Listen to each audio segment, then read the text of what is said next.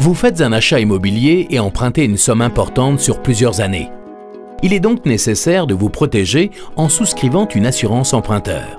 Cette assurance vous garantit que votre prêt sera bien remboursé en cas d'événement grave.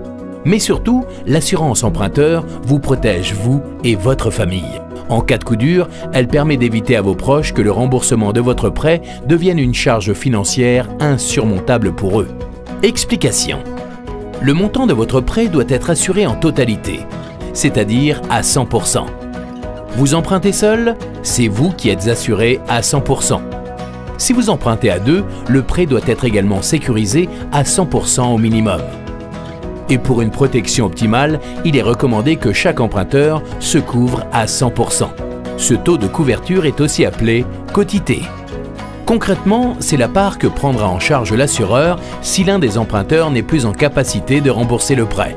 Prenons l'exemple d'un couple, Jeanne et Serge, dont la situation financière est la suivante. L'un gagne 2 400 €, l'autre 1 900 par mois. Leur mensualité de prêt immobilier s'élève à 1 200 €. Et ils ont 1 000 € de charges fixes chaque mois. Au final, après déduction des charges, il leur reste 2 100 € de budget mensuel. Cas numéro 1, ils choisissent une quotité de 50% chacun. Si Serge ne peut plus faire face à son remboursement, Jeanne doit rembourser 50% du prêt. Les charges fixes ne diminuent pas et sont intégralement supportées par Jeanne. Le budget de la famille est ainsi fortement diminué. Cas numéro 2, ils choisissent une quotité de 100% chacun. Si Serge ne peut plus faire face à son remboursement, dans ce cas, c'est l'assureur qui prend en charge 100% du remboursement du prêt. Comme dans le cas numéro 1, les charges fixes ne diminuent pas et sont intégralement portées par Jeanne. Mais le budget de la famille est moins impacté.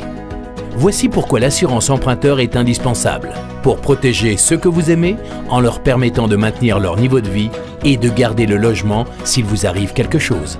Alors, parlez-en à votre conseiller.